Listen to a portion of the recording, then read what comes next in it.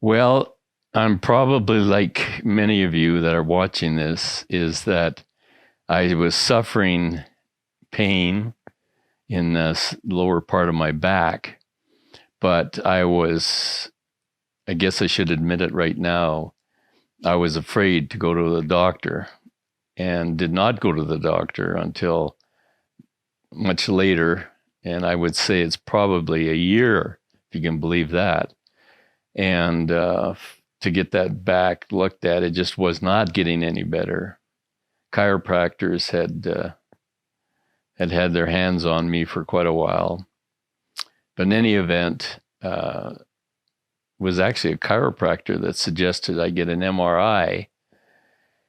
And in those days, there was a couple of MRI private operators here in the province. And I got and paid $1,000 for this MRI. When they came out, they were looking kind of funny, and they said, "You better get to your doctor as quickly as you can. We see quite a mess on the bottom of your spine." They didn't use the big C word at that time. I wasn't their position to do it, but I could pretty well read what was happening. So I drove home to Lethbridge, made arrangements to meet the family doctor. The family doctor got a hold of the oncologist very quickly, Dr. Holland, and he did a biopsy, which was very, very painful, as any of you would know that have had this done. And of course, it was multiple myeloma. And so we were getting ready to start treatment. I was quite amazed at how quickly things happened in the general public, and myself, even as an MLA at the time. We were hearing how slow the health system was in dealing with people. And man, I was, an MRI on a Friday, a biopsy on a Tuesday, and getting ready for treatment by Thursday.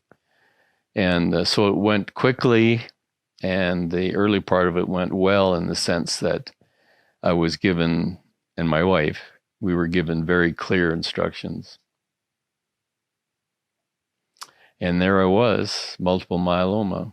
So I dealt with it maybe differently than what many of you have. I have quite an imagination, and it gets me in trouble. But it also keeps me out of trouble sometimes. But I found cancer too big a word. How do you handle cancer? And so I worked on the multiple myeloma part of it, and I went to the and obviously Marilyn Monroe is obvious, or the candy is obvious, but I used it as my Marilyn. And I'd like to be clear right now. I'm not a genderist. I don't demean women. But Marilyn just seemed it was a gentle name. And I thought, if I'm dealing with my Marilyn, I can probably get through this. So it became the multiple myeloma became my Marilyn. And the other thing that I did, which sounds crazy even now, but I invented a fictitious friend. It was a frog, and called him Franklin. And Franklin and I would go deep diving. We would crawl into the neck area onto my spine. And I don't know this for sure because I've never seen a multiple myeloma tumor, but I was told one time that the tumors were like Swiss cheese. Well, I know what Swiss cheese looks like. And so Franklin and I would go, not really hunting, but we'd go down, and I would just imagine that we'd come across a rib with some Swiss cheese on it. So we'd grab the Swiss cheese and eat it, and that's how I was beating this this cancer.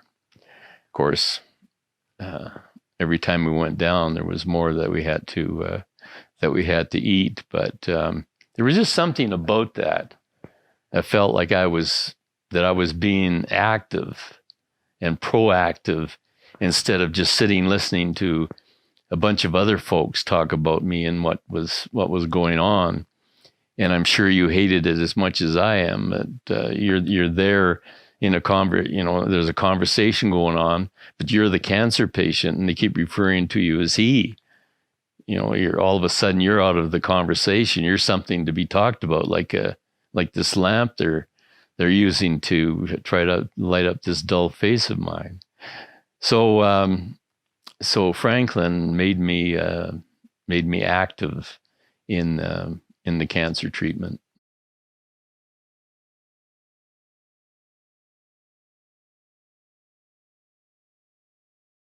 Well, we did start at the Tom Baker with Dr. Belch, and I have to say that Dr. Belch and Dr. Holland were really forthright. I'm sure they had problems with some patients with their bedside manner because it was just about zero. If you were looking for comforting thoughts or comments from either of those doctors. But Dr. Belch, as I say, was straightforward. I sort of knew where I was at with things, and he didn't cushion anything and wasn't comforting. But the knowledge he was giving me was what was comforting me. Now, I made sure that I had my wife with me all of the time, basically, because there is such a thing as chemo brain. I now know that. And I was always worried that I would hear something from the doctor, perhaps that I was supposed to do, and then forget it. And I relied on my wife then to follow up on those kinds of things. So the early part of the treatment was really kind of interesting, but almost the word I would use, I think, is isolation. There was lots of people around, so I wasn't isolated. But one time I asked a question of a nurse, and then I went to ask her another question, and she said to me, "Oh no, you're only allowed one question." And I said, well, "Like what?" She says, "Oh yeah, this is, we only take one question, so you'll have to ask that another time." So I reported this to Dr. Belch. I was pissed off, of course, and got my answers, quickly through him, and with the idea was if I wanted to know anything, get in touch with me, sort of thing. So as far as I know and feel, I was being treated properly with the proper protocol for multiple myeloma. I forget the drugs, but it seemed and felt like I was getting the whatever the style of the day was. And then I reached kind of a remission stage, and so for about a year and a half, I was performing the MLA work that I talked about earlier, and also we're at home and sort of having I guess a normal life, you might call it. And one day the telephone rings, and it's Dr. Belch, and he was quite upset. The lambda chain numbers were really, really getting high. There were somewhere over 900, and he was asking in a very Dr. Belch way what the hell was going on down there. And so I was back into treatment very quickly. I should mention that part of that early treatment was a stem cell transplant. That was quite an experience. I can't say that I hated it or loved it, but I got through it, and there were some really good things that seemed to happen. You notice my hair that I do have is white, but when I went for the stem cell transplant in 2006, it was white. And I lost every hair on my body during the 31 days that I was in the hospital receiving this treatment. And when my hair started to come back, it was black and quite curly. And so I was sort of like a new man as far as my wife was concerned, because she'd never, it'd been a long time since she had seen me with black hair and had never seen me with curly hair. So that was one of the fun things that we had.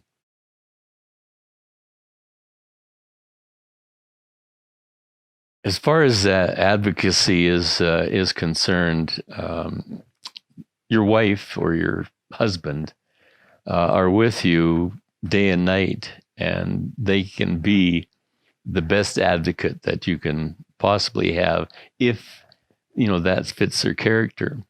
Not all of us can be advocates for anything, including cancer. So you need an advocate. And you should be your own advocate as long as you can, but there's going to be gaps in it. So have a dual advocacy with you and your life partner, if that works for you. And if it doesn't, then you have to find some other advocate. Maybe it's a relative, a friend. But when you go to the doctor, you need to take somebody with you if there's going to be a discussion. I don't mean that you have to have somebody with you when you're sitting there for 3 hours getting pumped full of chemo, but the time that you have to spend with the doctor, you need somebody there.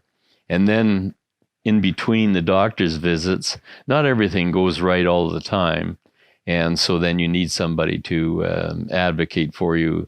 Then in that sense as well, no one is trying to mistreat you. The science isn't trying to kill you. So everybody's trying to do the best that they can. But when you look at, today, for example, the hospital, the first day after a long weekend, I mean, the place was really crowded, and it was confusing for a lot of people, including the nurse researcher. And I don't know how many times today that we changed actually what the day was supposed to be set out to be.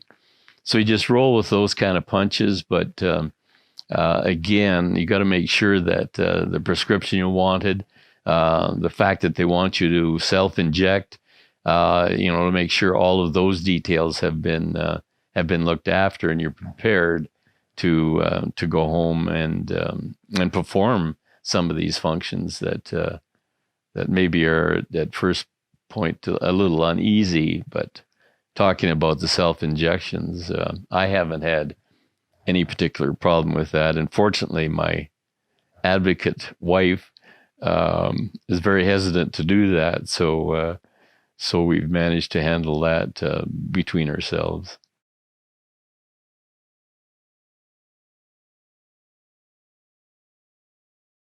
This will appear to be a digression, but you'll see what I mean as we go along. Now, I've been involved in business and politics. I'm 77 years old, but I graduated in 1966 when I was 23, and so I've been in business or politics for all of those different years. The concentration in business for many years was how to be successful. You had to be successful. And so Harvard, for example, would have classes on how to be successful.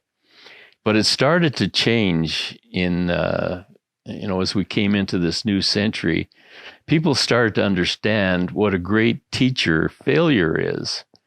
And so now you have a situation of where you have to take risks, and it's okay to fail because you're learning lots of stuff.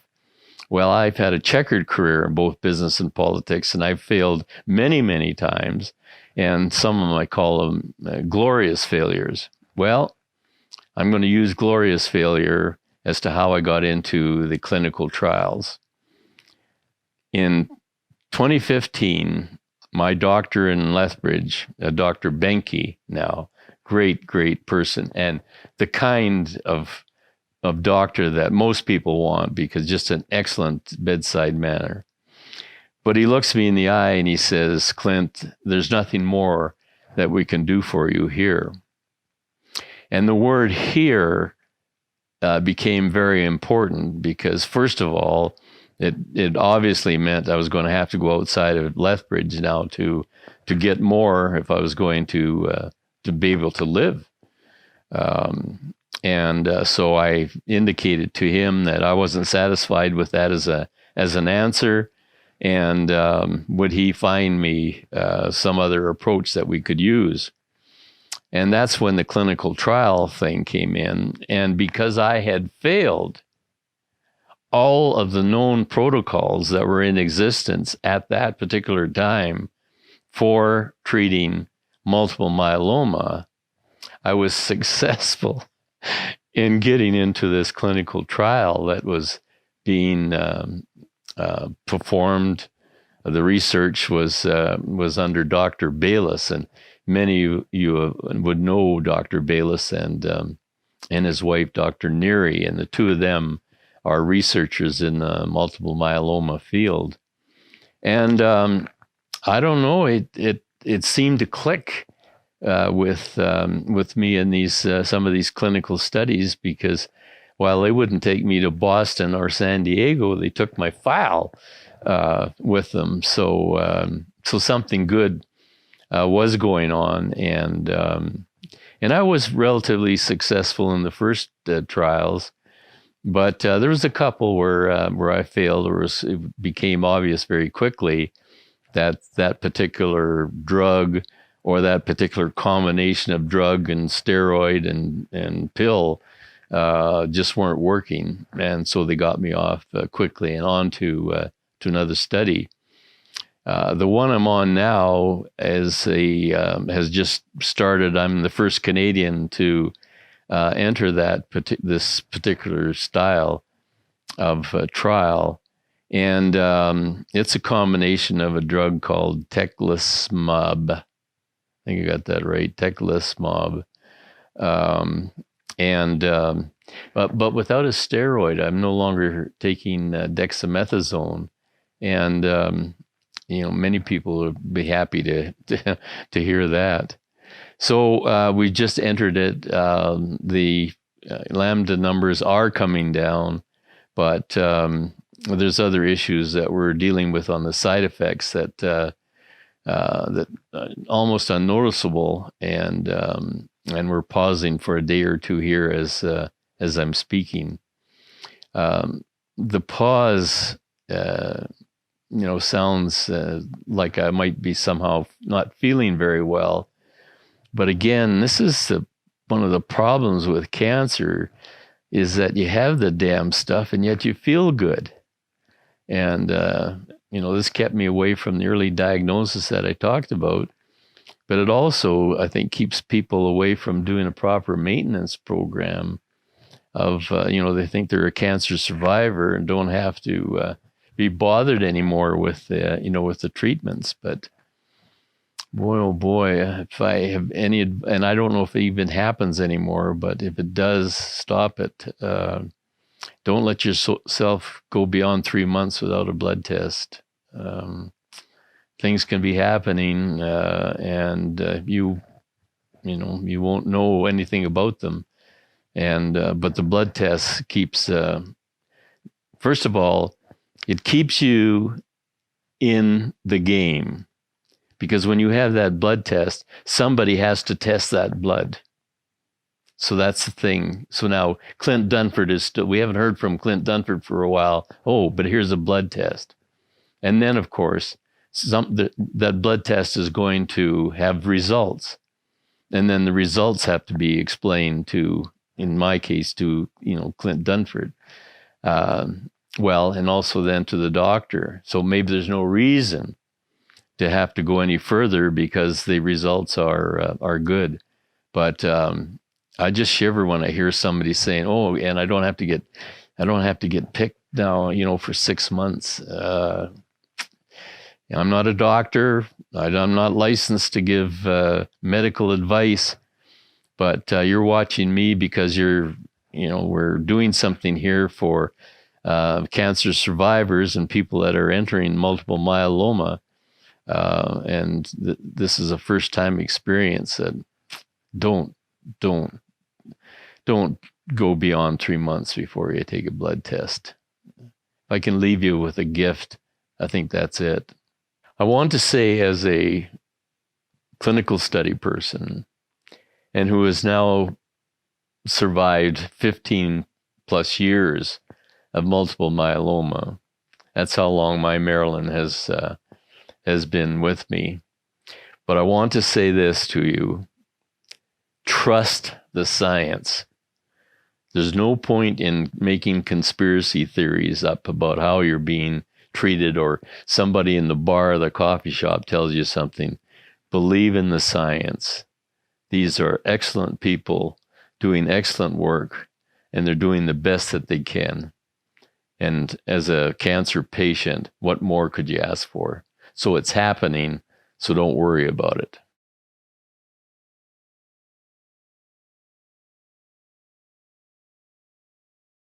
There's been a huge impact on these clinical studies.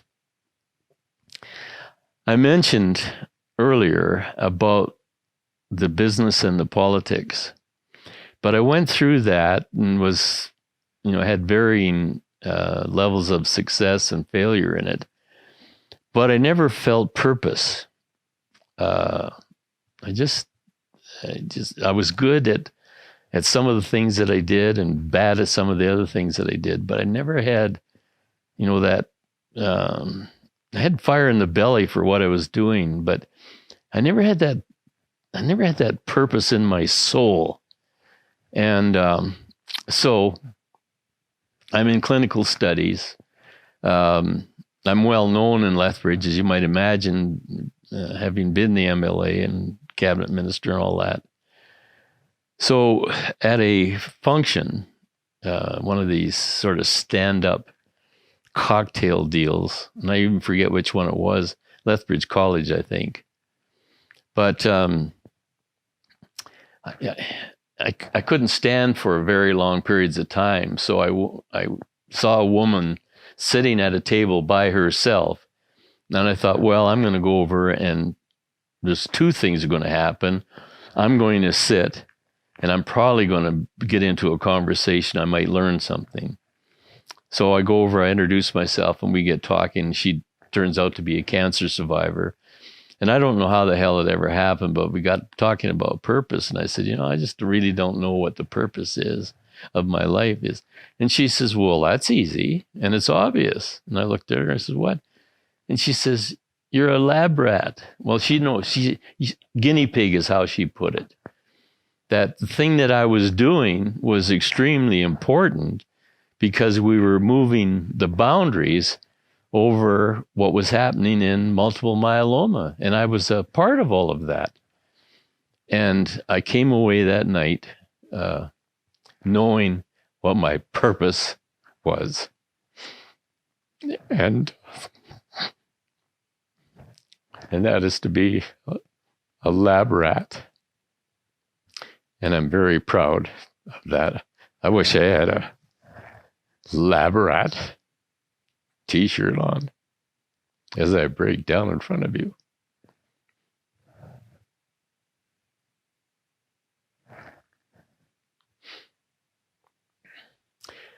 The lab rat thing is as important as Franklin the Frog. You've got to use your mind and your soul to get through this thing.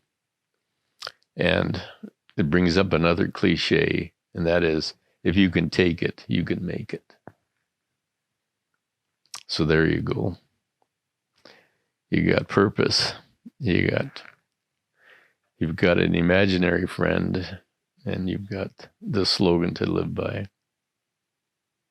Good luck with it. I don't think I have anything more to say.